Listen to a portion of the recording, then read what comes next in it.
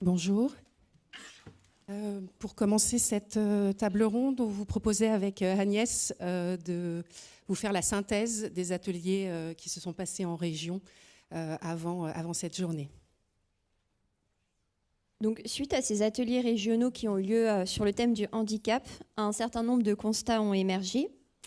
Le premier constat, c'est qu'il y a un sentiment de méconnaissance de la part des acteurs du livre sur les différents types de handicap et également sur l'impact que ça peut avoir sur l'accès à la lecture et plus globalement un sentiment de méconnaissance des impacts psychologiques que cela crée sur les personnes.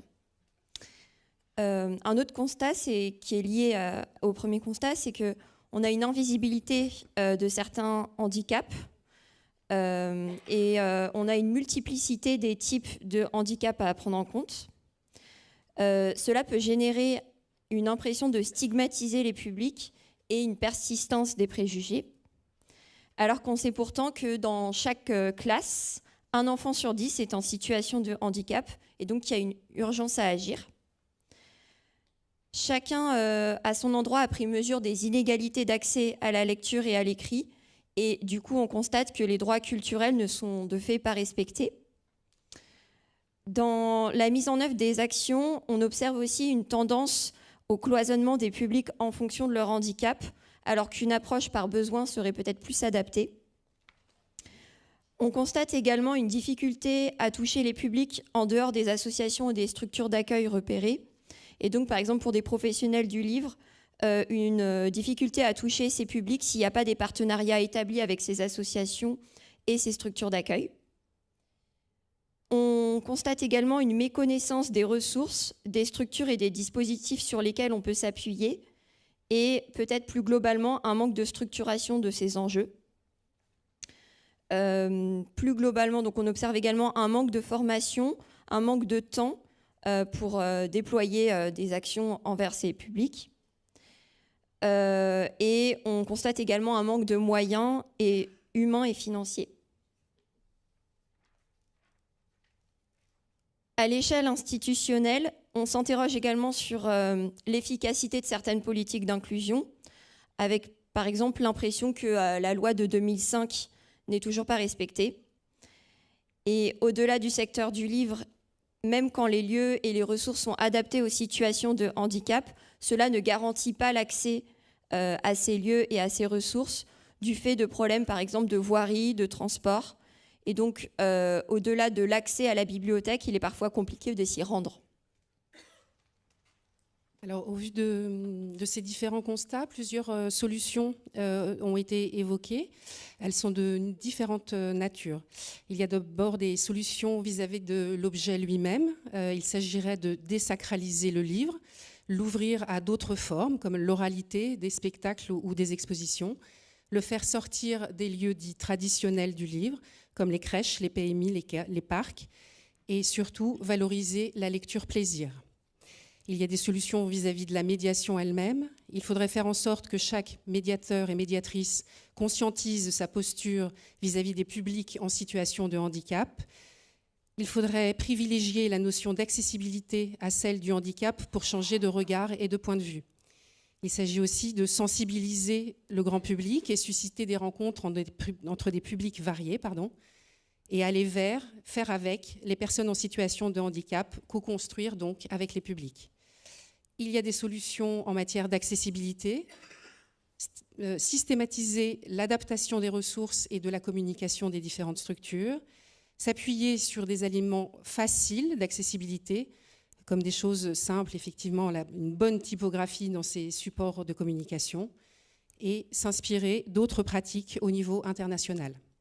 Enfin, il y a des solutions en matière de ressources, à savoir travailler en collaboration avec les professionnels de santé et du médico-social, pédiatres, orthophonistes, psychomotriciens, et s'appuyer sur les instances institutionnelles en lien avec le handicap, comme la Commission nationale culture et handicap ou la Commission nationale consultative des personnes handicapées et les MDPH sur l'ensemble des territoires. Pour concrétiser ces solutions, plusieurs propositions ont été formulées.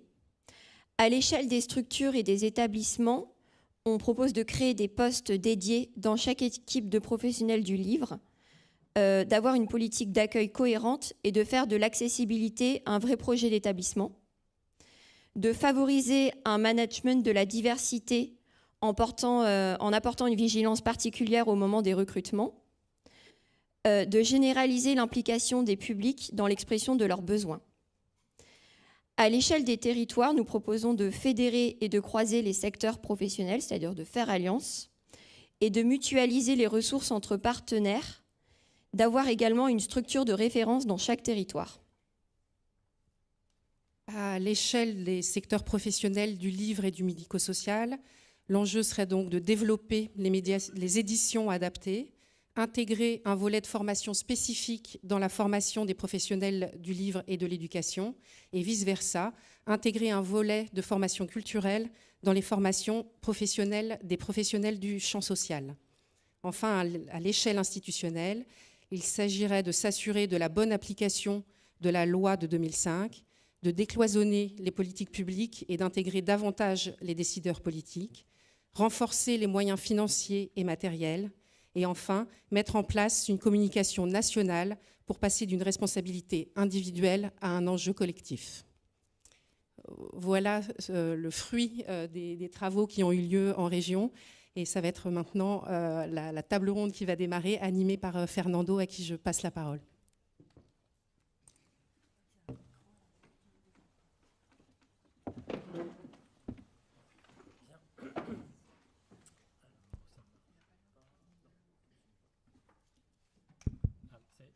Non. Allô, allô. Ça n'a pas l'air de... Ah pardon, ok, on n'a pas de retour sur ça. Bonjour à toutes et à tous. Merci d'être aussi nombreux. Et puis il nous revient du coup cette lourde tâche d'ouvrir cette journée avec ce premier temps d'échange, cette première table ronde.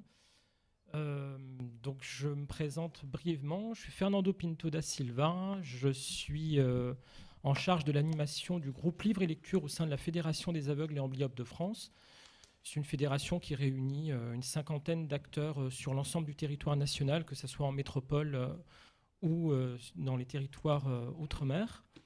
Et on travaille sur les questions, évidemment, livre et lecture. Et j'ai aussi la lourde tâche d'animer le groupe DESI France, qui est un groupe qui travaille avec les formats de structuration de lecture. Avant d'aller beaucoup plus loin dans cette table ronde, et puisqu'il me revient au débeauté d'animer cette table ronde ce matin, je vous propose qu'on fasse un rapide tour de table pour que chacune ait le temps de se présenter et qu'ici dans la salle et à distance, on sache exactement avec qui on va passer maintenant plus d'une heure sur ces questions de handicap.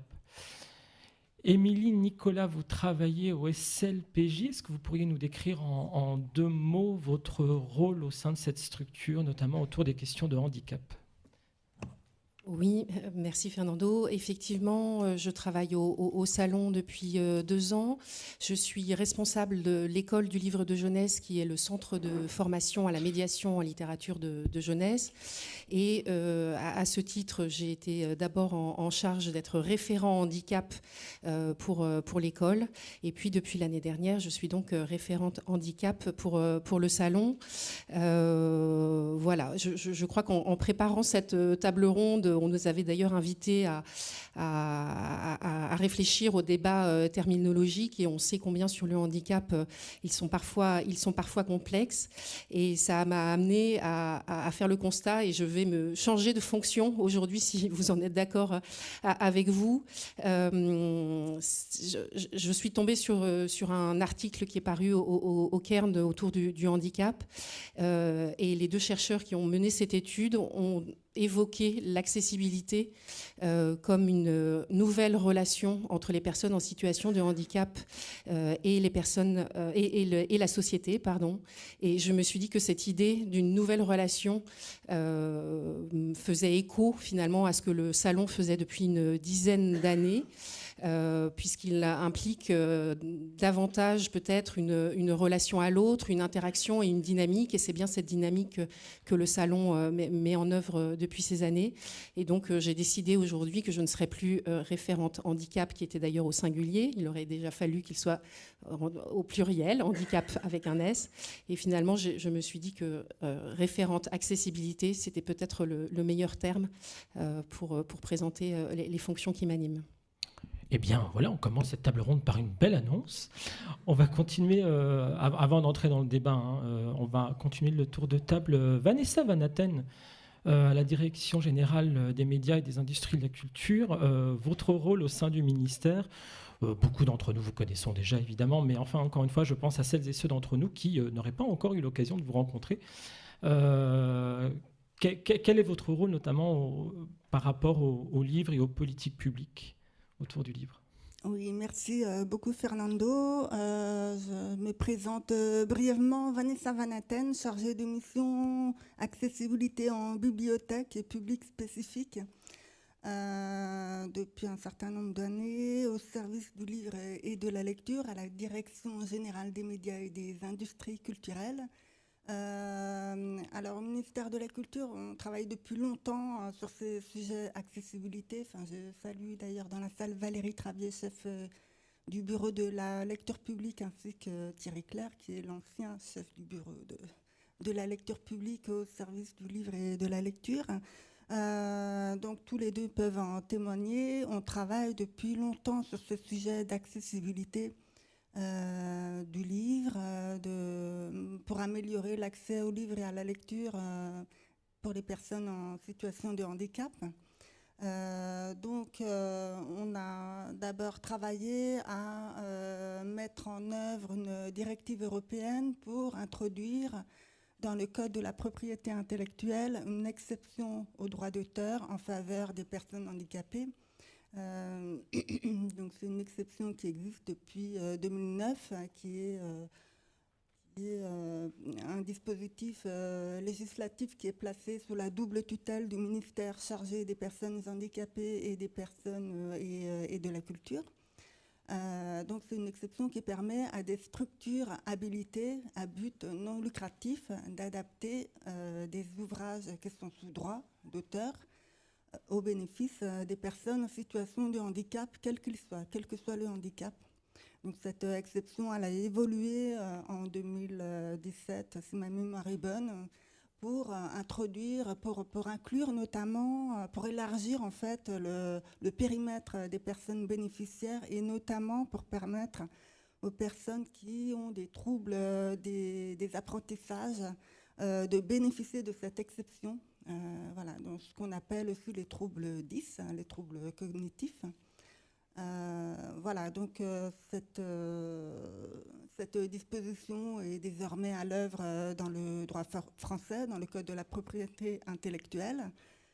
Pardon. Et d'autre part, nous travaillons également avec mes collègues du département de l'économie du livre à mettre en œuvre la directive européenne d'accessibilité des biens et des produits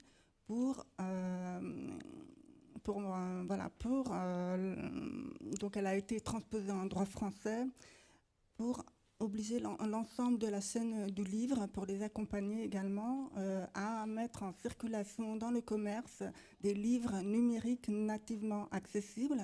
Donc cette obligation, elle va peser sur les éditeurs commerciaux dès juin 2025 pour le courant, la production courante, et pour le stock, la mise en accessibilité de leur catalogue, de leur stock. Les éditeurs vont avoir jusqu'en 2030, juin 2030, pour se mettre en conformité. Enfin, nous avons un dernier grand projet qui nous mobilise beaucoup, c'est... Donc j'ai beaucoup de choses à dire, je suis désolée, mais après je tâcherai de passer la parole après à mes voisines de table ronde. Donc notre projet qui nous occupe également beaucoup en ce moment, c'est un projet de portail national de l'édition accessible et adaptée qui verra le jour à partir de 2026. Voilà, 2026, dans 2 ans, en principe, ce portail ouvrira. et il permettra, donc il offrira d'abord un catalogue exhaustif de toute l'édition nativement accessible dans le commerce et de l'édition adaptée produite dans le cadre de l'exception handicap. Donc un catalogue unique à jour. Donc c'est la Bibliothèque nationale de France qui y travaille, qui construit ce portail. Donc la première fonctionnalité de ce portail, donc c'est ce catalogue unique. Deuxième fonctionnalité, c'est la possibilité pour les personnes handicapées elles-mêmes en situation de handicap. Donc là aussi, on a un problème, je ne sais pas, mais on pourrait peut-être aussi discuter de comment on désigne les personnes en situation de handicap. Voilà, je passe. Donc la possibilité de télécharger les fichiers numériques des documents adaptés dans le cadre de l'exception handicap, donc téléchargement, une bibliothèque numérique en fait. Et troisième et dernière fonctionnalité, c'est la possibilité de demander des adaptations si le document n'est ni nativement accessible, ni déjà adapté dans le format qui répond aux besoins de la personne. Voilà. Ensuite, bien sûr, nous accompagnons les bibliothèques de lecture publique, ce qu'on appelle les bibliothèques territoriales, pour la mise en accessibilité de leurs services, des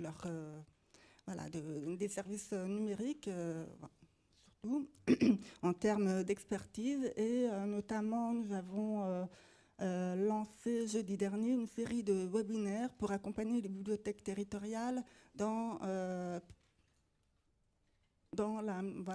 pour leur expliquer ce qu'est l'accessibilité numérique, donc sensibilisation, etc. Et également pour que leur catalogue, leurs services numériques soient accessibles. Voilà, je vais m'arrêter là pour l'instant. Merci beaucoup Vanessa, comme toujours beaucoup d'actions au ministère de la Culture. On continue ce tour d'horizon vraiment très bref. Pour moi, on est un peu comme lorsqu'on s'apprête à pique-niquer tous ensemble, on pose tout sur la nappe et après on voit comment repartager tout ça. Cécile Arnoult, dont vous connaissez sans doute un peu moins, vous venez de créer, vous venez il y a déjà 3 ans, mais de créer une maison d'édition, puis vous représentez aussi les éditeurs atypiques. Est-ce que vous pourriez nous présenter à la fois votre activité personnelle et qu'est-ce que c'est que cette histoire d'éditeur atypique ? Une grande histoire en perspective. Donc, je suis Cécile Arnoult, je suis la fondatrice de Kilema Édition. Effectivement, on n'est pas encore très connus puisque nous existons depuis 2 ans. Et nous traduisons et nous publions des œuvres de notre patrimoine commun en facile à lire et à comprendre dans le but de donner accès aux livres aux personnes qui ont une déficience intellectuelle en priorité, enfin en premier public cible, et aussi dans le but vraiment de créer une culture commune. Mais je suis aussi ici aujourd'hui pour parler du collectif des éditeurs atypiques. Les éditeurs atypiques, c'est un collectif de 11 éditeurs qui relève le défi de proposer des livres adaptés et inclusifs répondant aux besoins spécifiques de chacun. Donc, nous travaillons sur les troubles du spectre de l'autisme, les troubles du développement intellectuel, la déficience visuelle, la déficience auditive, les troubles 10. Tout ça, ce sont nos univers d'investigation et d'expertise. Donc, chacun dans notre spécialité. Nous proposons des livres en pictogrammes, des livres adaptés pour les dyslexiques, des livres en facile à lire et à comprendre, des livres tactiles, des livres en braille, des livres en grand caractère, des livres en langue des signes française et des kits pédagogiques pour mieux accompagner les personnes en difficulté d'apprentissage. Merci beaucoup. Et donc, pour terminer ce que chacun va pouvoir poser sur cette table de pique-nique, donc Amandine Ronzi pour l'ANPEA, chef de projet lecture. Amandine, qu'est-ce que l'ANPEA et qu'est-ce que vous y faites ? Merci Fernando. Donc Amandine Ronzi, effectivement, je suis chef de projet lecture pour une association qui s'appelle l'ANPEA, Association nationale des parents d'enfants aveugles, et comme le sigle ne le dit pas, ou malvoyants avec ou des troubles associés. C'est une très vieille association puisqu'elle a été créée en 1964. Donc je n'y étais pas, mais elle a beaucoup évolué. Mais c'est une association. Alors l'association a longtemps édité une revue pour les parents qui s'appelait Comme les autres. Cette revue ne paraît plus, mais je crois que le mot d'ordre depuis plus de 50 ans maintenant, c'est toujours le même. c'est comme les autres. Et sur la lecture, ça fait 3 ans que je porte ce projet, j'attaque la 4e année. L'idée est, et là je ne vais pas trop vous en dire puisque ça sera le teasing pour la suite, mais l'idée est essayer de trouver des axes pour faciliter l'accès aux livres et à la lecture pour les enfants, adolescents aussi, mais j'avoue qu'on a beaucoup axé nos missions et nos projets pour les plus jeunes. Voilà. Merci beaucoup. Alors, on l'a vu déjà, ce premier tour de table pour que chacune d'entre nous puisse se présenter a déjà fait surgir plein de mots très hétéroclites. Pour une bonne partie du public, ce sont déjà des termes qui vous parlent. Pour une partie du public, je suis à peu près certain qu'il y a des choses un peu absconses, qu'on a du mal à comprendre, la différence entre personnes handicapées, en situation de handicap, accessibilité, adapté, accessible, inclusion. On a tout un tas de terminologies, on l'a vu d'ailleurs dans la restitution qui nous a été faite des ateliers, que ça a été sujet sans doute aussi à beaucoup de discussions. On nous parle de 7 millions de personnes qui auraient besoin d'un accès alternatif à la lecture. On a par ailleurs d'autres chiffres qui circulent. On parle régulièrement, notamment je cite le Syndicat national de l'édition, de 18 à 20% de la population en France qui aurait besoin de trouver des modalités autres que celles qui sont proposées habituellement pour accéder à la lecture. Si je reprends des chiffres de l'APF France Handicap, on nous parle régulièrement de 23 millions de Français qui seraient impactés directement ou indirectement par rapport aux questions du handicap, en fait, en ayant quelqu'un dans son entourage ou soi-même ayant justement un handicap. Avant d'aller beaucoup plus loin dans les solutions et dans les axes, notamment Amandine, que vous mentionnez comme un teasing, dont on se le met de côté pour la suite, comment vous réagissez à toutes ces terminologies? On a déjà eu une réaction à chaud, celle d'Émilie, sur le côté, en fait, référent handicap, finalement, je me rends compte que là, aujourd'hui, ce serait plutôt référent accessibilité. Mais comment on regarde toutes ces terminologies? J'ai même pas cité empêcher de lire, par exemple, qu'on retrouve également régulièrement dans les revues de littérature autour de nos questions ce matin. Comment vous emparez de ça, notamment, évidemment, en considérant les enjeux d'accès à la lecture? Qui souhaite prendre la parole? Personne, je vais devoir désigner. L'avantage, c'est qu'étant aveugle, on ne va pas pouvoir me dire que je vais le faire de façon extrêmement... Amandine, tiens, puisque... Oui, j'ai pris le micro en plus, tu vois. C'est ça, c'est bien pour ça. Après, j'avoue que chez nous, au sein de notre association, ça n'est pas un débat. On a cette chance-là d'utiliser sans problème les termes d'aveugle ou malvoyant. On peut utiliser les termes de déficience visuelle parce que c'est ceux qui sont utilisés dans les textes, dans certaines études. J'avoue que j'ai un peu plus de frein à utiliser le terme empêcher de lire, mais c'est le terme officiel, donc on l'utilise quand il le faut. On a l'avantage d'être, oui, effectivement, une association de parents et de ne pas avoir de problématique où la définition du handicap est relativement claire. Alors, je ne vais pas vous la dire, mais on sait à partir de quel degré d'acuité visuelle on peut se situer dans telle ou telle situation. Je sais que cela peut poser plus de problèmes dans d'autres situations. Après, moi, ça fait 20 ans que je travaille dans le handicap. Et j'ai vu l'évolution un tout petit peu terminologique. Je suis arrivée à l'époque où on parlait d'enfants porteurs de handicap, où maintenant on ne le dit plus. Et c'est pas plus mal parce qu'on avait l'impression qu'ils portaient leur sac à dos de gravier sur leur dos en permanence. Après, je suis toujours... autant je pense qu'on peut mettre les mots sur ce qu'il y a. On peut parler d'enfants en situation de handicap. Et c'est vrai que remettre la situation est toujours intéressante. Au centre, voilà. Cécile, je me tourne vers vous. On sait que 80% des personnes handicapées ont un handicap invisible, donc le handicap ne se voit pas, notamment par rapport aux travaux que vous, avec Kilema, vous avez entamés sur les questions notamment de l'accès à la lecture pour les 10. Comment vous vous emparez de ces questions terminologiques? Alors nous, chez Kilema Édition, on n'est pas spécialisé sur les 10, on est vraiment dans le trouble du développement intellectuel. Et effectivement, c'est une terminologie que je pousse tout le monde à employer. C'est la nouvelle terminologie. Le trouble du développement intellectuel font partie des troubles du neurodéveloppement. C'est la terminologie un peu d'initié, mais je pense qu'il est très important d'utiliser le bon terme parce que les termes ont un sens et on va pas, dans le monde de l'édition, on ne va pas dire que les mots n'ont pas un sens et qu'il ne faut pas faire attention aux mots. Et moi, effectivement, quand j'entends parler de handicap mental pour les trisomiques, alors qu'il existe ce mot de trouble du développement intellectuel. Je pense que voilà, c'est beaucoup moins stigmatisant et c'est beaucoup moins, ça fait beaucoup moins peur pour tout le monde. Donc effectivement, on a des gros débats en interne, enfin pas des débats en interne, j'impose en interne, donc on utilise les termes du trouble du développement intellectuel. Et effectivement, on a au sein de Kilema une équipe de relecture, puisqu'on fait du facile à lire et à comprendre. Et là, on a besoin de faire valider nos textes par le public cible, donc des personnes qui ont des troubles du développement intellectuel ou des troubles cognitifs. Et on a eu une discussion avec ces deux personnes sur la manière dont on parlait de leur handicap.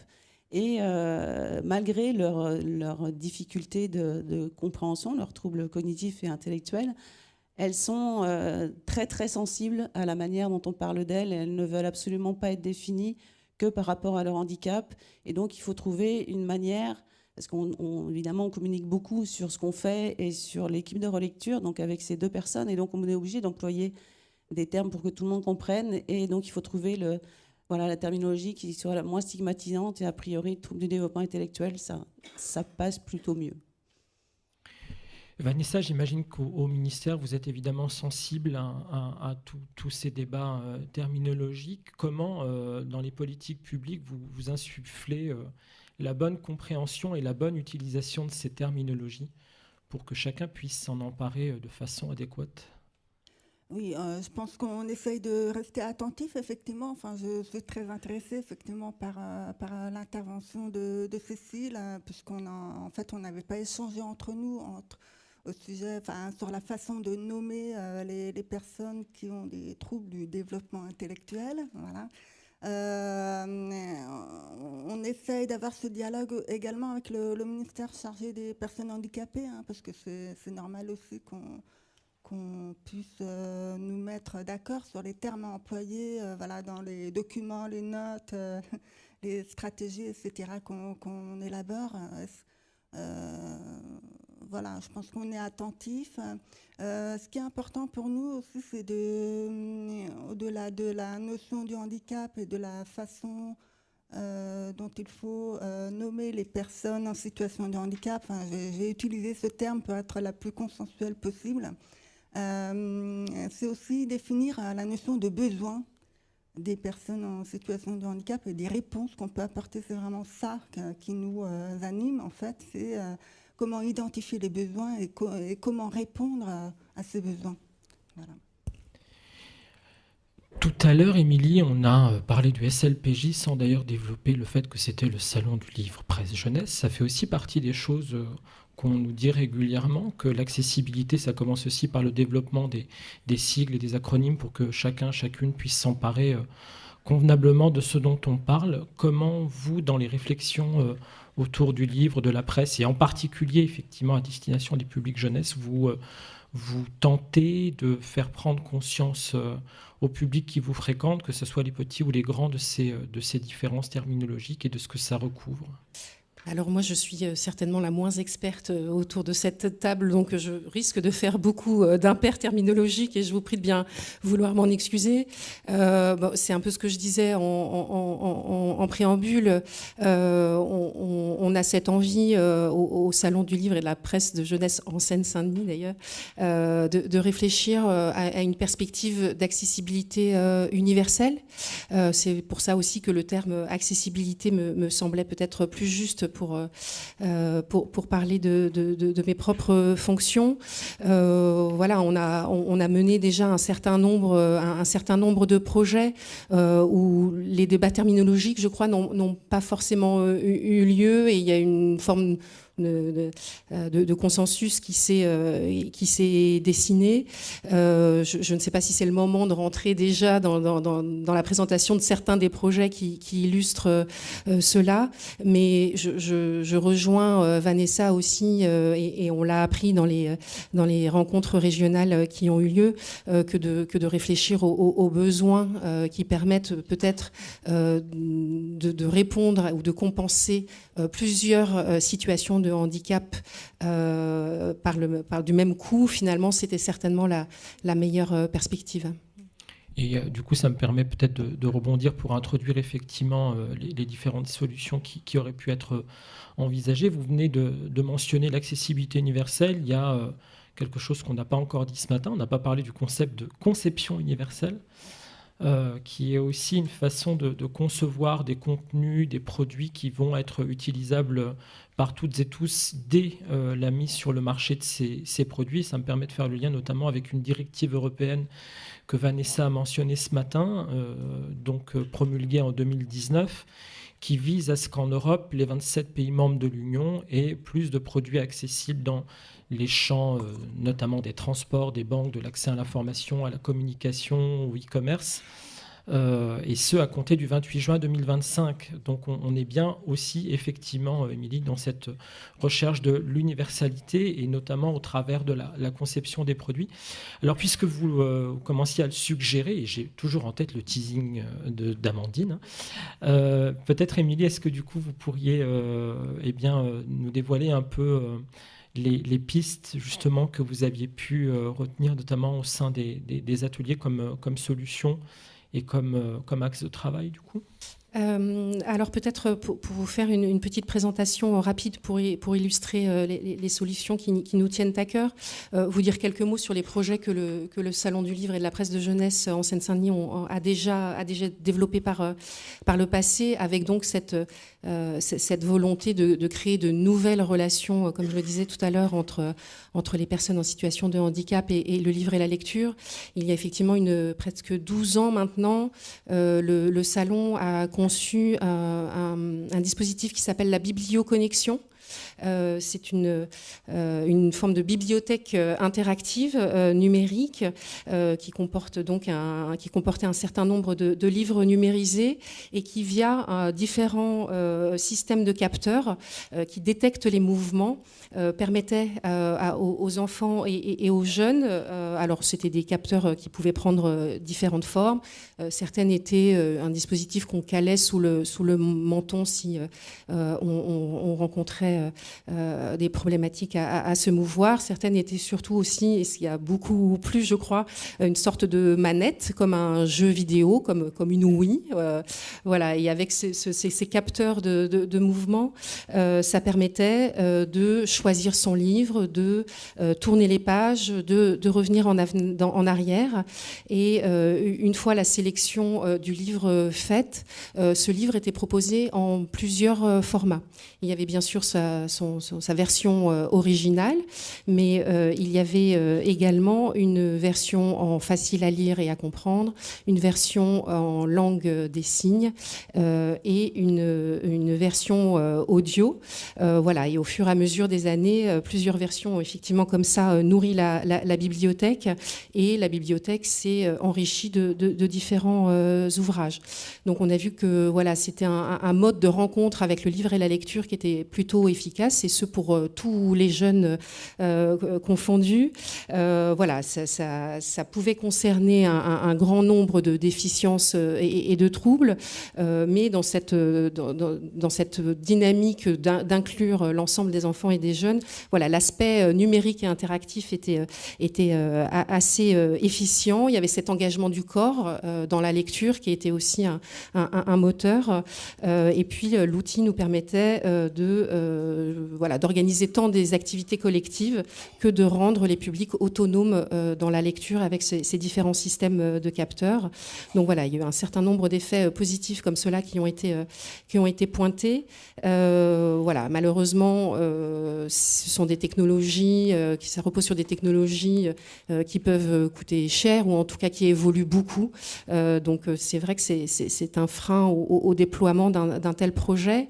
Dans le même élan, on a mis en place Looping, qui est un petit robot de lecture, qui est un modèle Nao. C'est un modèle qui est humanoïde, mais qui reste très robotique dans son design. C'est un design très simple. Le Looping était petit, il était dans une neutralité de genre, et il a très vite remporté l'adhésion des enfants et des jeunes aussi, parce qu'il y a une forme d'empathie naturelle qui se développait à l'encontre de ce petit robot. Et le principe, c'est qu'il avait effectivement encodé en son sein un certain nombre d'ouvrages. Et donc, il proposait dans un premier temps aux enfants et aux jeunes de faire un exercice de relaxation pour se poser dans la lecture. Les enfants ensuite présentaient le livre qu'ils avaient envie de lire avec le robot, et le robot, Looping, se mettait à raconter cette histoire qu'un enfant lui avait demandé. Et là aussi, les effets ont été assez positifs. Il a été conçu plutôt pour des enfants qui présentaient certains troubles du spectre autistique, mais là encore, les effets ont été plus large que cela, et le retour des professionnels ont été assez positifs dans cette capacité que Looping avait à installer les jeunes dans la lecture, et utilisait un ton très, très neutre et très stable, avec un volume très stable lui aussi, de telle sorte qu'il n'y avait pas de surcharge émotionnelle dans la lecture. Mais là encore, on est confronté à des problématiques d'obsolescence technologique, puisqu'on ne fabrique plus ce robot aujourd'hui. La technologie se tourne maintenant vers des modèles qui sont beaucoup plus humanoïdes, qui reproduisent la voix humaine, ce qui était précisément pas l'enjeu de Looping. Au-delà de ces deux projets que nous avons développés, on essaie aussi de mener des actions sur les événements que le Salon organise. C'est le cas sur le parc d'attractions littéraires. Depuis 2 ans maintenant qu'on est inscrit aussi dans l'Olympiade culturelle, on a fait en sorte de prendre en considération cette question du handicap. Il y a eu plusieurs manières de le faire. On a d'abord eu en 2022 une exposition qui tournait autour du corps. Donc il était de voir comment la littérature de jeunesse s'était emparée de ces questions. Et donc il y avait une grande exposition, et un certain nombre des auteurs, illustrateurs et illustratrices qui avaient été sélectionnés pour cette exposition présentaient aussi des personnages qui avaient des prothèses, qui étaient en fauteuil. Voilà, aussi pour montrer comment la littérature de jeunesse s'empare de ces questions. Et on travaillait également avec une association qui s'appelle CAPSA, qui est une association de handisport, et qui venait animer des ateliers sur le parc de handisport, de handi-basket, pour sensibiliser aussi tous les jeunes à cette question du handicap. Et puis peut-être j'en terminerai par là. Sur le salon, depuis l'année dernière, des choses avaient été faites jusqu'à présent, mais on a essayé de renforcer un certain nombre de dispositifs sur le salon qui se tient donc à Montreuil fin novembre, début décembre, avec cette envie, là encore, de créer de nouvelles relations avec tous les publics. Donc on a essayé de réfléchir à des dispositifs qui nous permettaient de couvrir un peu l'ensemble de la chaîne d'accessibilité. On a créé une page sur le site internet pour communiquer sur l'ensemble de ces dispositifs, page sur laquelle on trouvait également un document facile à lire et à comprendre, et également un scénario social. Et puis en termes d'accueil, on avait mis en place un accès prioritaire avec un guichet d'accueil dédié dans lequel on pouvait, si on le souhaitait, emprunter soit des fauteuils roulants, soit des kits sensoriels, puisqu'on sait que le salon, c'est très bruyant, c'est très lumineux. Donc l'enjeu, c'était de pouvoir fournir à ceux qui en avaient besoin des lunettes, des casques anti-bruit, voilà, pour augmenter le confort de visite. Et on a également travaillé à une programmation accessible. Donc l'exposition du salon était pour partie audio décrite, avec une médiatrice qui avait conçu un certain nombre d'outils pour ce faire. Et on a également eu des lectures en langue des signes.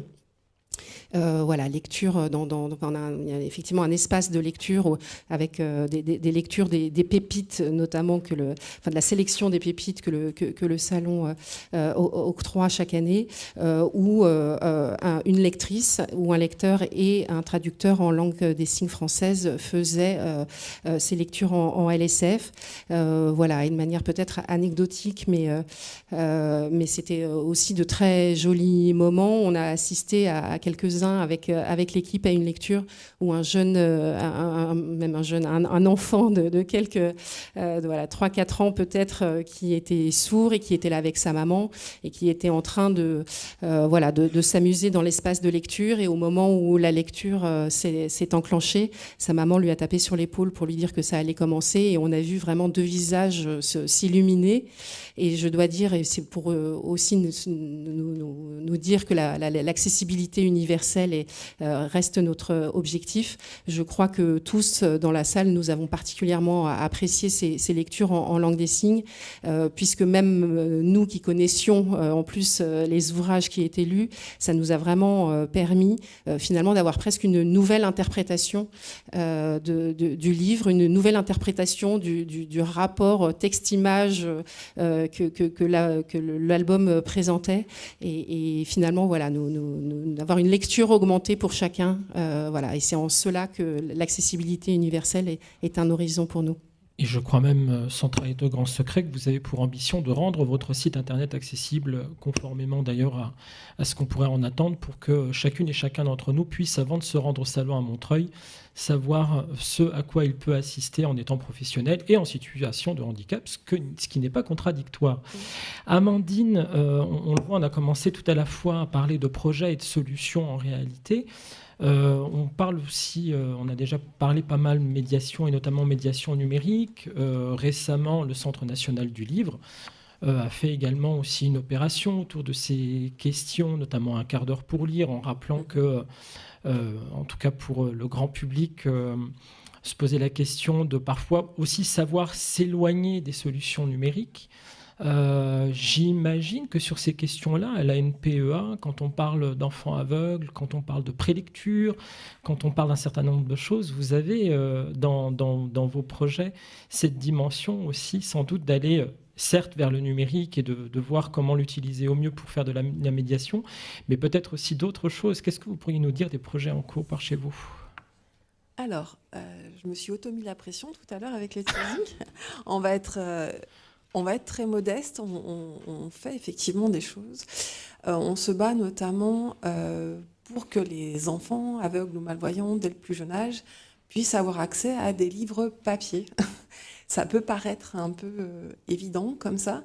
La solution actuellement pour donner accès à la lecture, c'est vrai qu'on pense très vite numérique, qu'on est ravis de l'arrivée de l'obligation du livre numérique accessible pour tous, mais ça ne résout pas la problématique pour les enfants dès le plus jeune âge. Parce que je vous mets au défi de mettre une tablette avec un album dans les mains d'un enfant de 8 mois, ça va être un peu compliqué. Et qu'il y a toute une démarche pour les plus jeunes. Tout ce que je vais dire, c'est des banalités, je pense, pour vous, si vous travaillez dans le monde du livre. Et le monde du livre jeunesse, c'est-à-dire que pour tous les enfants, en fait, on sait à quel point il est important qu'un enfant ait manipulé un livre, qu'on peut mettre des livres dès la naissance entre les mains, voire lire des livres avant, pour les plus motivés. Et que c'est un univers qui peut des fois être compliqué d'accès pour des enfants qui se révèlent aveugles ou malvoyants, et qu'il est d'autant plus important de leur mettre cet objet entre les mains, que la découverte de la lecture, ça passe déjà par la découverte de l'objet livre, et que quand on ne voit pas, ou quand on annonce à des parents que leur enfant ne voit pas, c'est pas un réflexe qui vient systématiquement, et pour les professionnels du livre qui peuvent se sentir mis à mal dans le fait de se dire il voit pas, mince alors, ok, la lecture, on verra plus tard. Alors en fait, non. C'est comme pour tous les enfants. En fait, voilà, je ne fais que prêcher des convertis. Et c'est d'autant plus important. C'est encore plus essentiel, et c'est la même chose que pour tous les autres enfants. Mais l'enjeu, il est encore plus primordial, parce que là, on se bat sur l'accès au monde des enfants qui ne voient pas. Ils n'auront pas l'image ou l'illustration qui va se donner à eux, de fait. Donc, c'est en passant par les histoires, par l'oral, par tout ce monde-là, qu'on va leur permettre de se créer des images mentales, des représentations du monde autour d'eux. Donc, l'enjeu, il est là, il est le même que pour tous les enfants, il est encore plus là. Donc l'accès aux livres pour tous dès le plus jeune âge, et pour les enfants aveugles et malvoyants encore plus. Dans les solutions, si j'avais la solution magique, ben voilà, j'aurais déjà fait. Non, des solutions, il y en a. Nous, à Pas de Fourmis, en tant que représentante d'une association de parents, déjà c'est d'être ici, c'est d'essayer de faire le pont et la passerelle entre les parents et tous les autres univers. Faire de la passerelle entre le milieu du médico-social qui accompagne les enfants, mais aussi les professionnels du livre. C'est encore des milieux qui ne se croisent pas forcément selon les territoires. Et tous ces partenariats-là, ils se tissent. C'est pour ça que je parle de Pas de Fourmis, parce qu'on se rend compte que quand les choses fonctionnent sur un territoire, c'est parce que le partenariat, il est travaillé en amont, qui se vit au quotidien, et que les enfants vont en bibliothèque, que les enfants vont en librairie, et que l'information circule. Donc c'est pour ça qu'on a des projets qui peuvent parfois paraître être des micro-projets. Moi, sur l'année dernière, j'ai accompagné deux groupes de familles de parents d'enfants aveugles sur 2 bibliothèques. Mais ça fait ses petits. Parce qu'en racontant ces expériences, il y a d'autres associations qui le font, il y a d'autres bibliothèques qui le font. En fait, nous, notre souhait, c'est que ça puisse se diffuser. Et si on est là, c'est pour vous dire aussi à quel point c'est important de les accueillir et à quel point on peut mettre en place des adaptations qui ne sont pas forcément compliquées. Et que moi, je suis là aussi pour faire des retours d'expérience des besoins des enfants, des besoins des familles, et que c'est vraiment mon rôle. Donc, je suis à disposition. Je n'ai pas toutes les clés, toutes les réponses, mais en tout cas, pour donner l'expertise et l'expérience que je connais, je suis là pour ça. Et voilà, je peux juste vous citer l'exemple. En septembre, on a emmené une dizaine de familles à la bibliothèque de la Pardieu, parce que je suis lyonnaise. Sur la dizaine, il y en avait 8 qui n'avaient jamais passé le pas de la bibliothèque. Et en ressortant sur ces 8-là, il y en a 6 qui se sont abonnés, les 2 autres qui ont dit on reviendra. Je ne sais pas si ça sera le cas, mais je pense que le chemin ça a un peu fait son chemin. Et qu'on se dit qu'on a aussi touché toutes les familles qui n'étaient pas là. Parce qu'elles ne peuvent pas toutes venir, parce qu'il faut que ça fasse justement son chemin dans les esprits, et d'avoir communiqué largement sur le fait que la bibliothèque, c'est aussi pour nous, les livres, c'est aussi pour nous. Il faut aussi que ça fasse son trajet. Là, il y avait une maman avec un enfant de 10 ans qui m'a dit « Oh là là, j'ai peur, il était en établissement spécialisé, parce que c'est la première fois que je l'amène en inclusion. » On reparlera du terme inclusion. Et on n'était pas en inclusion puisqu'on était en groupe de familles concernées par la déficience visuelle. Hein. Mais pour elle, c'était déjà un premier pas. Et pour vous dire à quel point ça peut être compliqué de passer le pas d'une bibliothèque qui représente le monde de l'écrit, le monde de la culture. Alors, il y a plein de faisceaux qui se croisent. La déficience visuelle n'est qu'un des obstacles. Hein. Et c'est aussi pour ça que je suis super intéressée d'être là, parce que j'ai hâte de voir les projets autour de la grande pauvreté et le plurilinguisme, parce que c'est quand il y a plusieurs types d'obstacles que cela devient vraiment très, très compliqué pour les familles d'accéder aux livres. Donc c'est pour ça que je vous cite un de nos micro-projets.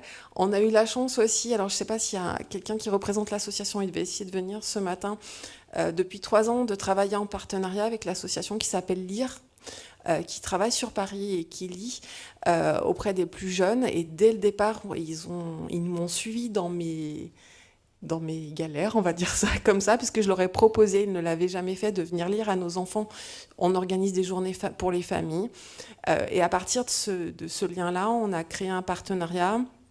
Et ils viennent régulièrement. Depuis, ils ont mis en place un site d'atelier de lecture sur l'Île-de-France. On a créé ensemble un petit livret qui s'appelle « Lire avec mon enfant aveugle ou malvoyant, quelle drôle d'idée », qui est une déclinaison d'un petit livret qu'ils avaient fait à destination des familles les plus fragilisées face à la lecture, mais pour convaincre ou donner des pistes aux familles pour lire. Donc ça, ce petit livret, il est téléchargeable sur notre site, et j'en ai aussi, s'il y en a que ça intéresse. Mais en fait, nous, tout ce qu'on veut, c'est ça, c'est créer... On n'aura jamais les moyens de diffuser sur tout le territoire ou de mailler tout le territoire pour accueillir et accompagner tous les enfants aveugles ou malvoyants, mais on est là justement pour soutenir tous les acteurs du livre, pour leur dire que c'est aussi leur rôle et leur mission, et que c'est extrêmement important et qu'il y a plein de choses qui se font. Alors, j'arriverai pas à tout dire, puis je suis très bavarde, donc je vais m'arrêter très vite. Mais je sais qu'il y a Sophie Blind, la maison d'édition des Doigts qui rêvent, qui est dans la salle. Elle est même sur le côté, elle travaille, elle est réquisitionnée. Pour les enfants aveugles, si vous n'en avez pas encore eu entre les mains le livre tactile, il faut absolument qu'ils puissent avoir accès à ce type de littérature. C'est pas l'unique solution à un enfant aveugle ou malvoyant, on peut aussi lui lire des histoires sans que le livre soit adapté. Mais c'est vraiment un outil, enfin, j'aime pas le mot outil, un objet qu'il faut absolument leur mettre entre les mains. Et donc, on essaye de faire tout ce qu'il y a en notre possible pour que l'information arrive aux parents. Parce que si vous avez un enfant aveugle, on vous annonce ça, alors c'est très rare à la naissance actuellement, mais si on vous annonce ça dans les premières années de la vie, c'est pas l'ophtalmologue ou le chirurgien qui va vous annoncer. Vous savez, vous pouvez lui lire des livres tactiles, hein. Tout ça, l'information, pour qu'elle arrive aux parents, ça peut être très long. J'ai des parents qui ont des enfants de 3-4 ans, ils ne savent pas encore que ça existe. Donc nous, on est là aussi pour essayer de passer l'information sur l'existence de ces livres, de faire le lien aussi. Donc c'est pour ça qu'on essaye systématiquement de proposer des ateliers autour des livres tactiles quand on organise des événements, en tout cas de communiquer sur leur existence. Donc ça fait partie encore des énième petit micro-projet qu'on essaye de faire. Et j'en ai oublié plein, mais je suis à votre disposition.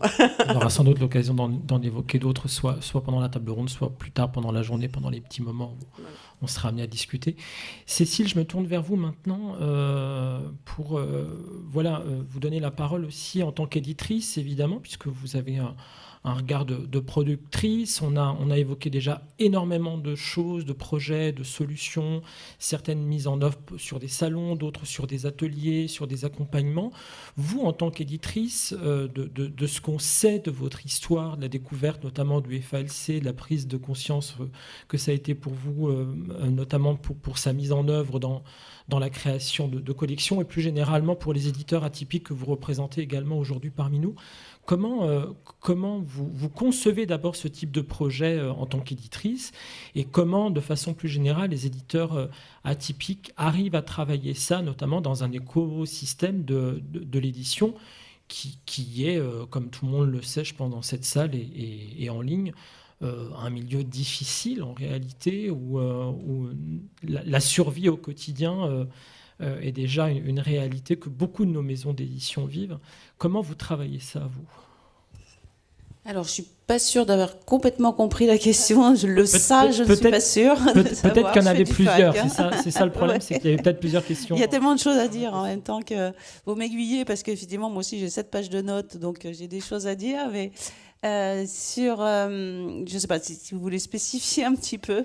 Peut-être déjà revenir à votre démarche en tant qu'éditrice initialement, et comment vous avez fait partir ce projet, et comment au quotidien en tant qu'éditrice, par exemple, vous parvenez à le mettre en œuvre, avec quels moyens, et comment ça se passe au quotidien pour un éditeur comme vous ? Alors, effectivement, pour moi, c'est un petit peu simple, parce que nous, on fait du facile à lire et à comprendre. Nous sommes gênés un peu parce que je suis là pour parler des éditeurs atypiques, mais bon, je parle de moi et de Kilema, mais c'est le sujet que je maîtrise le mieux. Nous, c'est relativement facile, parce que nous appuyons sur la norme européenne qui est le facile à lire et à comprendre, et qui est très utilisée et qui a fait ses preuves dans tous les documents administratifs. Donc, nous n'avons pas à faire chez Kilema la preuve de concept d'une nouvelle méthode qui permettrait aux personnes qui ont des troubles intellectuels d'accéder à la lecture. Si ce n'est que cette norme du FALC n'était pas du tout faite pour la littérature. Donc, il a fallu qu'on travaille, qu'on fasse des retours d'expérience après la traduction de nos premiers livres, des retours avec les traducteurs, des retours avec nos réviseurs, avec l'équipe de relecture aussi. Et du coup, effectivement, en 2 ans, on a développé une charte éditoriale qui fait 47 pages, là où les règles du FALC de base, c'est une page A4 avec 50 règles. Donc, effectivement, on a fait un énorme travail sur le FALC qu'on définit maintenant comme le FALC littéraire. Mais pour revenir aux éditeurs atypiques, effectivement, on est tous spécialisés dans les adaptations qu'on propose à notre public. Et pour revenir sur les propos de ma voisine, dont j'ai oublié le nom, effectivement, il y a un gros problème d'accès à l'information de toutes ces solutions adaptées, que ce soit au niveau des parents, des familles, des aidants, même des structures médico-sociales. Le FALC, qui existe par exemple depuis 15 ans, est très peu connu du secteur médico-social, mais en même temps il n'existait pas grand-chose jusque-là, en tout cas en termes de littérature. Et puis, bien évidemment, aussi un problème d'information et de visibilité de toutes ces solutions de littérature adaptée auprès des professionnels du livre, des bibliothécaires, des librairies. Et là, on a aussi un problème avec les librairies qui n'ont pas suffisamment de place pour avoir des rayons de littérature adaptée, qui ne sont pas formés aux différents handicaps, aux différentes solutions qui sont proposées. Et c'est dans ce sens-là que le collectif des éditeurs atypiques peut être un acteur en tout cas important pour cette information de toutes ces personnes différentes, puisque voilà, nous proposons, donc nous sommes un tout jeune collectif, mais les maisons d'édition qui ont rejoint le collectif existent pour certaines depuis presque 30 ans. Donc il y a beaucoup d'actions qui ont été faites. Et déjà des actions de formation, de pédagogie, même nous sur les salons qu'on fait en néo SLPJ depuis 2 ans. Et en fait, on fait beaucoup d'actions pédagogiques avant même de présenter nos livres. Nos livres ne sont qu'un prétexte pour présenter la solution du facile à lire et à comprendre pour un public qui a des troubles du développement intellectuel, mais pas que. Parce qu'on touche aussi aux personnes 10, effectivement, comme vous disiez tout à l'heure, mais aussi aux personnes aux personnes vieillissantes. C'est pour ça qu'on a une collection adulte, on n'est pas que sur la jeunesse. Aux personnes sourdes aussi, qui ont une difficulté d'accès à la lecture, à la compréhension des textes écrits. Et donc, au sein du collectif, même si on est tout jeune, on fait déjà beaucoup d'actions de formation et d'information auprès de toutes ces personnes et professionnelles et au sein des familles. On est en train de préparer un livret de sensibilisation aux différentes formes de handicap à destination des bibliothécaires et des acteurs de la lecture publique, justement pour informer sur quels sont les besoins des différents publics qui sont susceptibles d'accueillir. On a des fiches mémo aussi qui sont disponibles sur le site des éditeurs atypiques et qui peuvent aussi guider tous les professionnels sur l'adaptation de leurs livres, peut-être pas aussi professionnellement qu'on le fait au sein des éditeurs atypiques, mais voilà, dans le secteur du médico-social, même dans le secteur de l'éducation nationale, il y a beaucoup de personnes qui font des adaptations ad hoc parce qu'elles ont besoin, là, à un moment donné, sur un sujet précis, d'adapter leur contenu. J'espère que j'ai répondu à votre question. Oui, en grande partie, je vais quand même me permettre de réinsister sur un des éléments sur lequel je voulais votre regard un peu particulier d'éditrice, sur ce que c'est que d'être... alors, pour le coup, je vais clairement flécher votre rôle, ouais, absolument, votre rôle au sein des éditeurs atypiques. Qu'est-ce que ça veut dire pour une maison d'édition aujourd'hui, dans la survie économique de ces structures, d'arriver à produire ces contenus, à les proposer? Et est-ce que c'est facile d'arriver à le faire? Alors là, j'ai une grande page là-dessus. Effectivement, en fait, on sait aussi... au-delà de partager nos expériences, nos expertises et de pouvoir discuter, avancer plus vite, on s'est aussi réunis en collectif parce que nous avons tous des problèmes communs et le premier problème est un problème économique et financier, bien évidemment, qui ne peuvent pas être détachés des problèmes de diffusion et des problèmes d'accès à l'information sur ce que nous... de visibilité des livres adaptés. Mais effectivement, on a un gros problème économique et financier. Nous sommes des petites structures. Et il faut savoir que les livres adaptés, la production de livres adaptés coûte très, très cher. Alors, je vais encore reparler de Kilema Édition, puisque je n'ai pas les chiffres de tout le monde, mais j'ai les miens. Donc la traduction des œuvres, parce que nous sommes vraiment dans la traduction, nous partons d'œuvres existantes et nous les traduisons en facile à lire et à comprendre. Donc le coût éditorial de fabrication pour la production d'un titre tiré à 2500 exemplaires, c'est environ 20 000 euros. 20 000 euros pour des petites structures, sachant on avait pour projet de produire une vingtaine de livres par an. Maintenant, avec les difficultés financières et les difficultés d'accès à des financements, surtout, parce qu'on n'a pas forcément de difficultés financières pour l'instant, on a été obligé de revoir notre production à la baisse, et donc ça ne sera qu'une dizaine de livres par an. On va dire 11, puisqu'on va en sortir un par mois. Et toutes ces problématiques donc, des petites structures, elles sont en plus elles sont renforcées par la difficulté d'accès aux aides financières, comme je disais, et surtout aux aides du CNL. Et parce que c'est le seul financeur des structures, des éditeurs commerciaux, peut-être non commerciaux, ça je ne sais pas, mais moi je suis éditrice commerciale. Et nos livres, ils coûtent cher parce que déjà le processus de production, d'édition en lui-même est très cher. Donc on a des titres qui sont dans le domaine public, mais on a aussi beaucoup qui ne sont pas dans le domaine public parce qu'on fait de la littérature ado. Et là, pour intéresser les ados à la lecture, il ne faut pas aller chercher des vieux bouquins tout au fond de nos bibliothèques. On a de la littérature adulte aussi. Et comme on veut vraiment faire partager de la culture commune, la culture, c'est la culture passée, mais c'est aussi la culture actuelle. Et donc ça coûte cher au niveau des droits, ça coûte cher aussi au niveau de notre processus de travail, puisqu'il nous faut des traducteurs, il nous faut des réviseurs qui vérifient que le traducteur a bien travaillé, il nous faut une équipe de relecture, puisque le FALC, c'est ça, dans les règles du FALC, pardon, je vais boire, je suis partie. Il nous faut des personnes en situation de handicap, donc qui relisent l'intégralité de nos textes, et nous, en tant que on milite pour l'inclusion et donc on est aussi une entreprise inclusive. Donc on a en interne 2 personnes salariées qui relisent nos textes et qui sont coordonnées par une 3e personne. Donc tout ça, c'est des frais aussi qui sont élevés.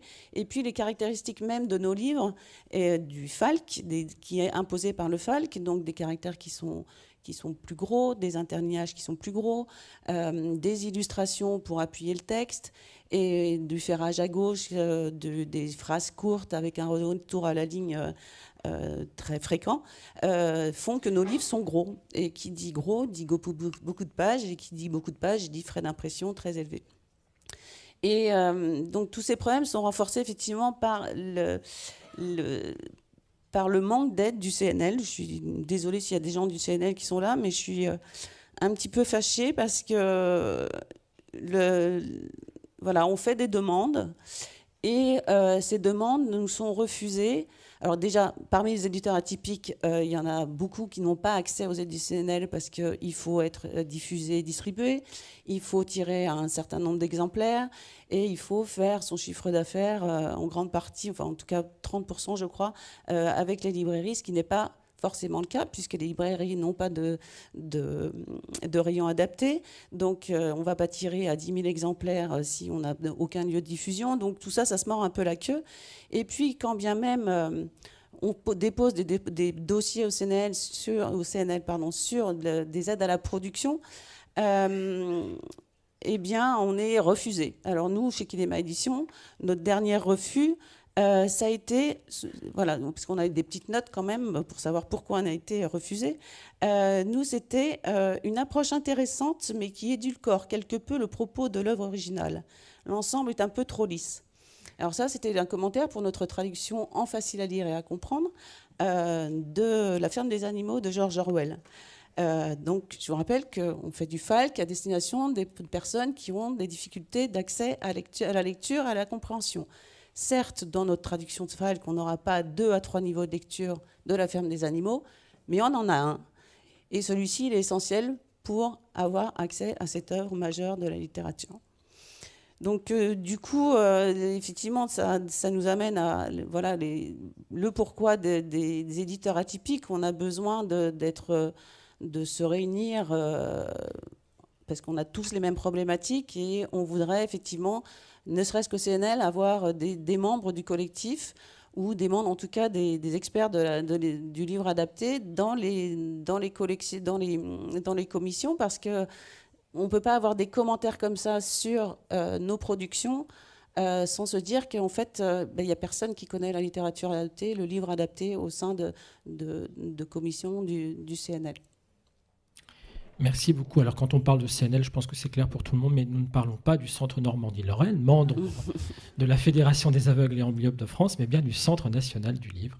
Ça fait aussi partie des choses qu'on doit de temps en temps mentionner pour être bien sûr que tout l'auditoire suit. Vanessa, sans vouloir évidemment dévoiler ou aller trop sur ce que nous dira tout à l'heure Valérie Travier dans son point d'actualité autour du livre et de la lecture, On vient de mentionner énormément de choses, des prises en charge notamment par le secteur public d'un certain nombre de chantiers. On vient également de parler du rôle crucial notamment des bibliothèques, quand on sait qu'un Français sur 6 aujourd'hui continue, et c'est un bonheur de pouvoir fréquenter les bibliothèques. Comment faire rentrer à la fois tous ces projets, ces solutions, ces idées, ces innovations dans nos bibliothèques? On a entendu qu'il y avait déjà beaucoup de choses de faites, mais on voit qu'il y a encore tout un tas de choses qu'on pourrait imaginer. Comment, au sein du ministère, dans le département qui est le vôtre, vous vous emparez de ces idées pour les travailler, les faire rentrer peu à peu dans nos établissements publics? Alors, je pense que c'est un ensemble d'actions, ça fait partie d'une stratégie. Donc, effectivement, Valérie va détailler tout à l'heure cet aspect de stratégie. En ce qui concerne les publics en situation de handicap, c'est un ensemble d'actions qu'on mène. Donc, j'ai parlé tout à l'heure des webinaires accessibilité pour accompagner et inciter les bibliothèques à rendre leurs services numériques accessibles au sens de la loi, donc la loi handicap de 2005. C'est l'action de la bibliothèque publique d'information avec sa mission nationale Lecture et Handicap, qui organise tous les ans une journée d'études sur un thème différent. Donc nous sommes en train de préparer avec la BPI et les membres du comité de pilotage la prochaine journée d'études qui aura lieu en novembre. Enfin, je ne donne pas plus de précisions. Voilà, je laisserai la BPI en parler. Voilà, ce sont des webinaires, des formations également qu'on va étoffer, qu'on va essayer d'organiser pour toucher le plus largement les professionnels qui sont sur le terrain en bibliothèque territoriale. Un certain nombre sont déjà sensibilisés, font déjà un certain nombre de choses. Ils n'en parlent pas forcément, mais voilà, ce sont des actions qui sont intéressantes. On accompagne financièrement les bibliothèques via la dotation générale de décentralisation. Donc, ce sont des crédits du ministère de l'Intérieur, des crédits d'État en fait, qui sont déconcentrés en centrale et en DRAC, dans les directions régionales des affaires culturelles. Donc les DRAC sont en capacité aussi d'accompagner financièrement les bibliothèques de lecture publique et également un certain nombre d'associations qui réalisent de l'édition adaptée. Donc il faut penser aussi au DRAC. Ensuite, voilà, donc la formation, nous, on a évidemment bien noté que c'était un axe stratégique, la formation des professionnels sur le terrain. Donc Valérie va en parler tout à l'heure également, je pense. Voilà, donc c'est un ensemble d'actions. Voilà, on accompagne, bien sûr, on est en lien avec la Bibliothèque nationale de France pour la construction de portails, qui comprendra également un volet médiation sur le portail lui-même, voilà, pour montrer comment le portail fonctionne, pour assurer une espèce de hotline, en fait, pour montrer comment télécharger des livres, des documents adaptés, pour savoir quel logiciel, quels appareils utiliser, etc. Et on travaille aussi avec le CNL. Donc le CNL, je crois qu'Edith Girard interviendra également pour parler de la commission publique spécifique du CNL. Enfin voilà, donc c'est un ensemble d'actions et on pourrait sans doute faire beaucoup plus. Dans la mesure de nos ressources humaines. Voilà, on n'est pas si nombreux que ça pour beaucoup de projets, mais voilà, on est bien sûr à votre écoute pour recueillir les bonnes idées d'actions qu'on pourrait mener avec voilà, les moyens que nous avons et dans des délais raisonnables. Voilà. Merci beaucoup, puisqu'on en est à annoncer des petites choses, et puisque j'étais aussi censé intervenir dans cette table ronde. J'ai essayé de le faire discrètement en posant des questions, mais personne ne s'en est aperçu. Je profite également d'avoir le micro pour annoncer que pour la deuxième année, et en fait dans le prolongement de ce qu'on faisait avec l'association Braillenet, du temps où cette association était vivante. Nous organiserons une nouvelle journée accès aux livres et à la lecture inclusive. Donc, pour la petite blague et les réseaux sociaux, c'est #AllInclusive. Le vendredi 15 novembre à l'ENSIB, donc l'école des cadres en bibliothèque, où nous aurons, comme le 20 octobre dernier, l'occasion d'aborder spécifiquement les questions, l'accès aux livres et à la lecture sous toutes ses formes et pour tous les besoins. Donc, réservez déjà cette date à l'ENSIB, à Villeurbanne, le 15 novembre. Voilà, on arrive au terme de ce qu'il est raisonnable de vous infliger comme table ronde. Et on peut d'ores et déjà ouvrir pour le dernier quart d'heure qui nous reste l'espace aux questions. J'imagine qu'il y en aura un certain nombre, mais je pense qu'il doit y avoir des micros qui doivent pouvoir circuler parmi vous pour qu'on puisse du coup consacrer ce temps à répondre à vos interrogations.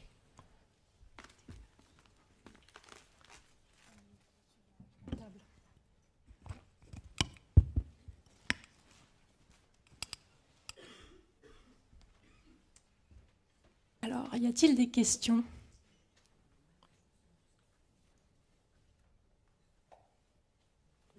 Des remarques, des réactions, hein? S'il n'y en a pas, on peut toujours continuer. Hein, mais... Oui, je veux faire une petite remarque sur la réaction du CNL à votre projet de livre facile à lire et à comprendre avec la ferme des animaux. Mon expérience qui est différente avec les gens en situation de grande pauvreté et qui ont aussi souvent des difficultés, c'est qu'en fait, ils pigent l'essentiel des grandes œuvres. C'est complètement faux que les gens ont du mal à comprendre l'essentiel des grandes œuvres parce que ces grandes œuvres touchent à l'expérience humaine générale. J'ai toujours été bouleversé de voir que les gens pigeaient. Voilà. Comment ça s'appelle Shakespeare ou Victor Hugo, évidemment, quand c'est des thèmes qui les concernent. Mais je pense qu'il faut lutter contre l'idée que les gens ne comprendraient pas. Ils peuvent ne pas comprendre certaines décorations, mais sur le centre de l'œuvre, il y a des œuvres, des grandes œuvres sont vraiment en ce sens-là universelles. Je pense aussi à cette... oh zut, ça m'échappe. Antigone. Incroyable comme les gens comprennent Antigone, même s'ils ont très très peu de moyens de lecture, etc. Ok, je dois répondre. Oui, alors, très bien, effectivement, la plupart des gens comprennent, ont une première lecture et comprennent un certain nombre de choses sur l'essence de l'œuvre, mais de toute façon, nous, dans nos traductions en Falck, on cherche justement à conserver cette essence de l'œuvre, à conserver tout ce qui en ressort, toute l'ambiance, tout ce qui fait que cette œuvre est une œuvre majeure. Mais n'oublions pas que nous sommes notre public de départ, ce sont des personnes qui ont des troubles du développement intellectuel. Donc trisomie 21, une personne trisomique ne lit pas comme vous et moi et ne comprend pas comme vous et moi si on ne lui décortique pas un tant soit peu le propos de l'auteur.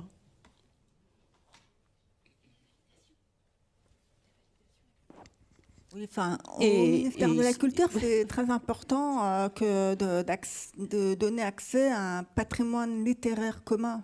On n'a pas prononcé le terme, mais c'est l'un des enjeux, voilà, quels que soient les publics, quels que soient les types de handicap, quelles que soient les difficultés rencontrées. Mais voilà, ça fait partie de notre axe de travail. Oui, on ne peut pas faire société s'il y a une partie de la population qui n'a pas accès à la même chose que les autres. J'en profite, c'était juste cette histoire de patrimoine commun. Je pense à un détail pour les adolescents, j'en ai peu parlé, qui ne voient pas ou qui voient mal, c'est l'accès au BD ou au manga. Quand on parle de culture commune ou de génération commune, c'est un vrai enjeu et une vraie demande actuellement, moi, de tous les jeunes que je rencontre. Donc il y a des initiatives, hein, s'il y en a qui sont intéressés, il y a des associations qui ont des initiatives qui ne sont pas forcément bien connues, mais d'où l'importance en fait de pouvoir avoir accès donc effectivement à toute la littérature, et même la littérature qui n'est pas considérée comme la littérature.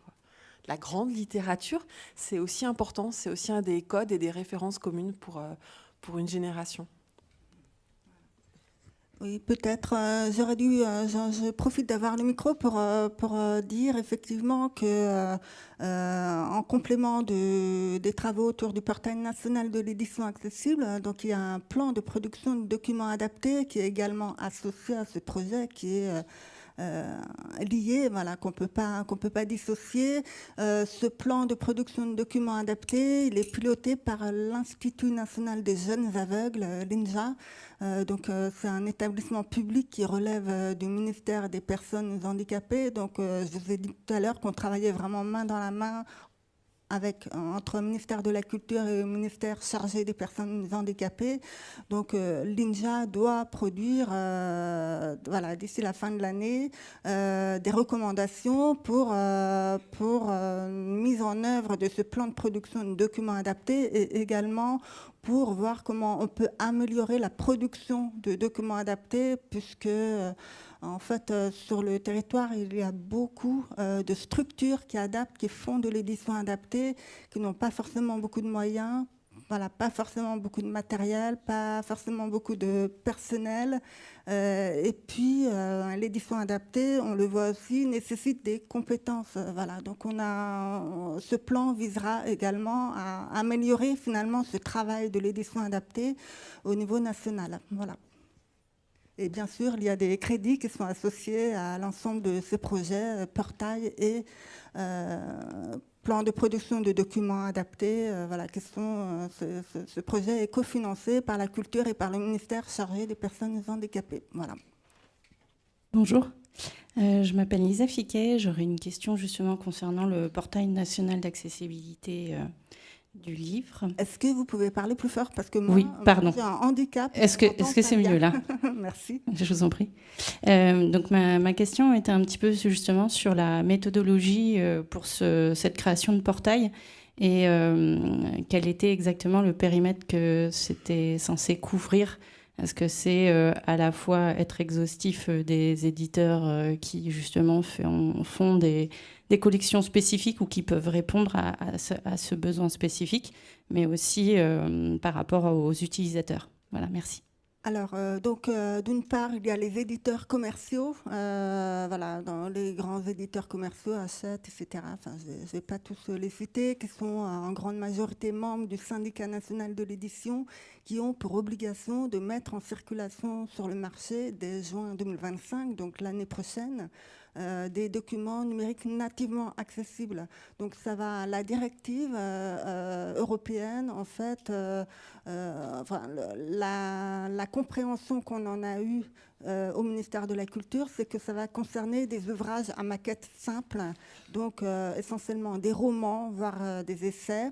Ensuite, c'est plus compliqué, puisque les manuels scolaires, les bandes dessinées, les mangas, les ouvrages illustrés, les ouvrages pratiques, etc., sont des ouvrages dits à maquette complexe, dont la mise en page est signifiante, et qui est plus difficile à rendre accessible. Mais Fernando connaît parfaitement le sujet. Je le sens prêt à intervenir sur le sujet. Non, en fait, je m'apprêtais plutôt à repréciser, je pense, la question qui portait vraiment, pour le coup, sur l'articulation avec le portail de l'édition adaptée et accessible.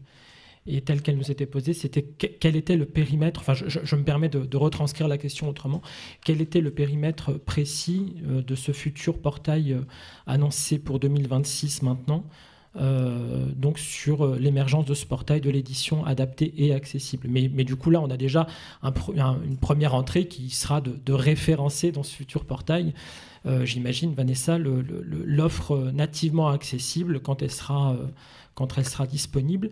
Et par rapport à l'offre adaptée, comment on pourra s'en emparer au travers de ce portail, Vanessa ?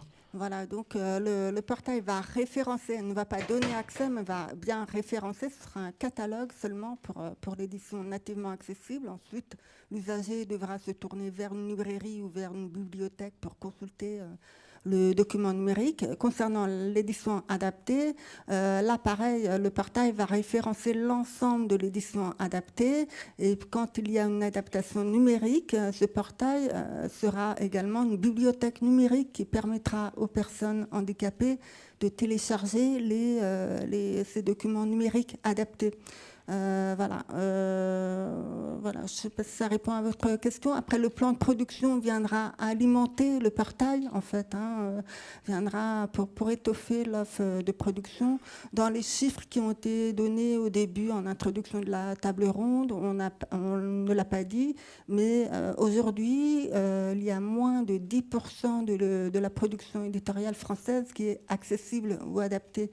Donc, de toute façon, voilà, il y a des progrès à faire, tout en sachant que la production de cette édition adaptée devra s'articuler avec les efforts que font les éditeurs commerciaux pour mettre en circulation des livres numériques nativement accessibles. Je ne sais pas si c'est clair pour tout le monde, mais voilà, il y a une articulation aussi à ce niveau-là. Voilà.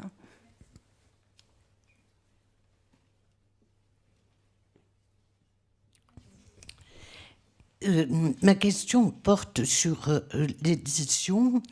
Je voulais savoir s'il y a des expériences, non pas de traduction d'œuvres patrimoniales en facile à lire, mais de proposition à des auteurs de faire directement un travail de création, d'écriture facile à lire. Après tout, il y avait bien l'Oulipo, on pourrait avoir, je ne sais pas, l'Oudifalque, et qui soit un cadre de création. Du coup, cette dimension de création littéraire, d'acuité de l'écriture, serait peut-être plus facile à préserver que dans la traduction.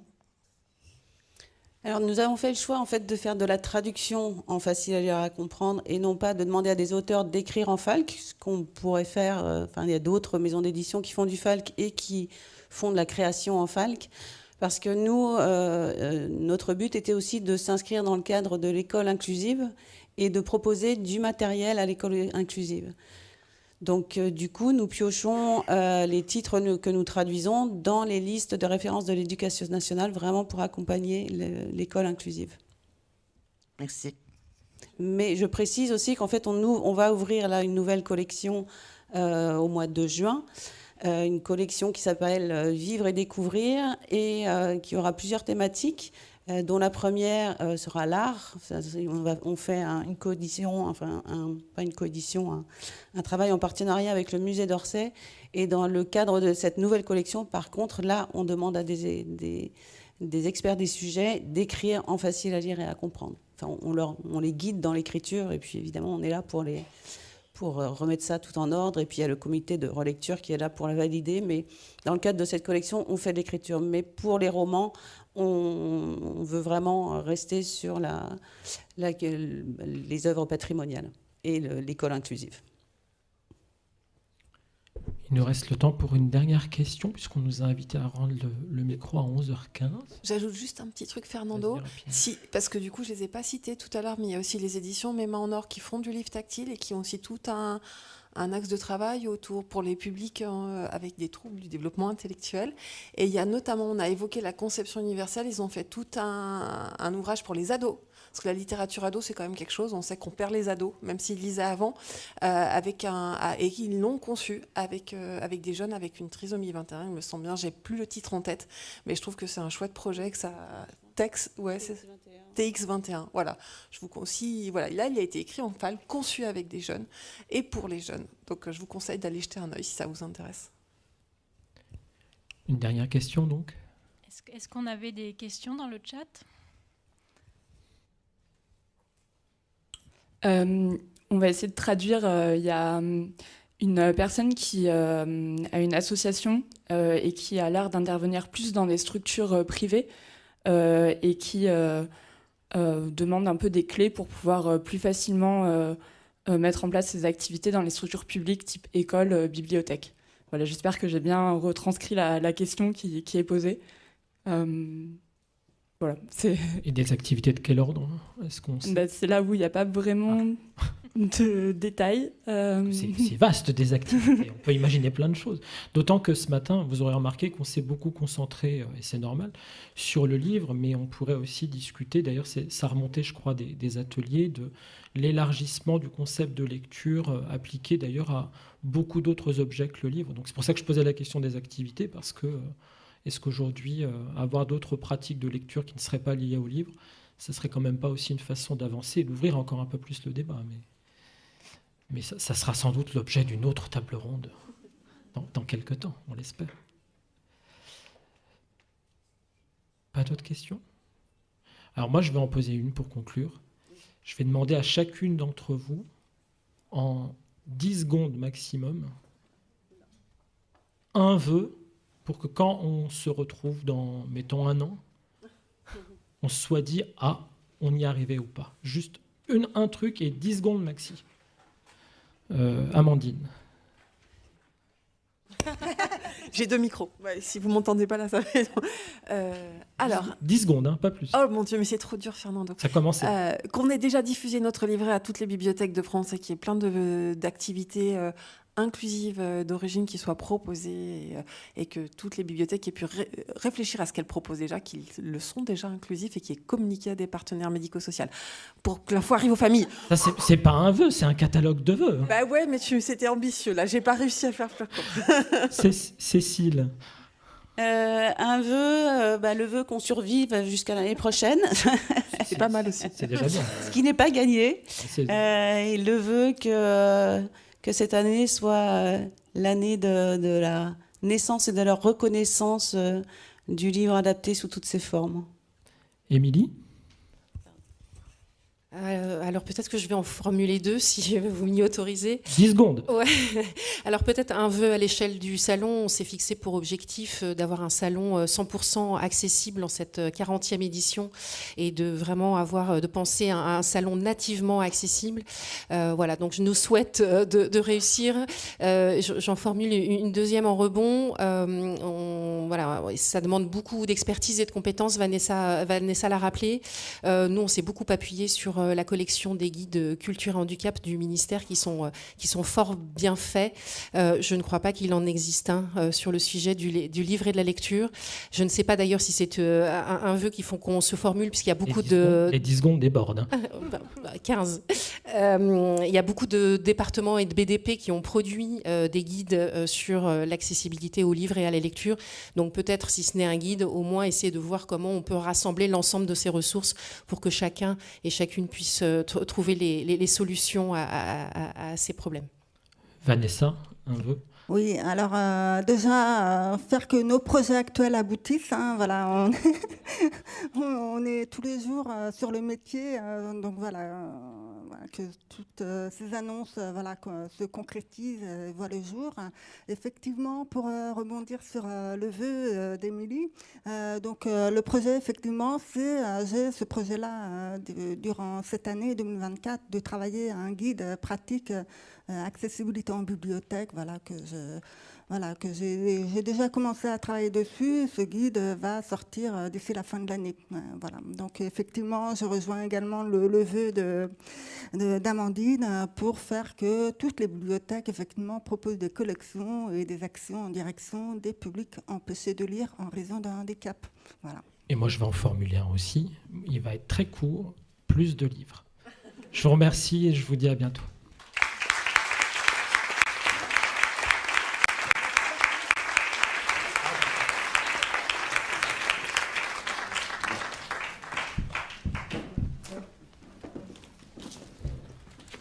Alors avant de passer à la suite du programme, je vais proposer aux membres de l'Alliance qui ont animé cet atelier graphique en même temps de se présenter, comme ça vous aurez une idée de notre diversité. Sophie Blin, directrice de la maison d'édition Les Doigts qui rêvent, qui fait des livres tactiles pour les enfants déficients visuels. Domitil Pestre, co-directrice de l'association Fable Lab. Et Agnès Thibault, chargée de mission à la Fédération interrégionale du livre et de la lecture. Et Carole Schex, que vous allez voir toute la journée.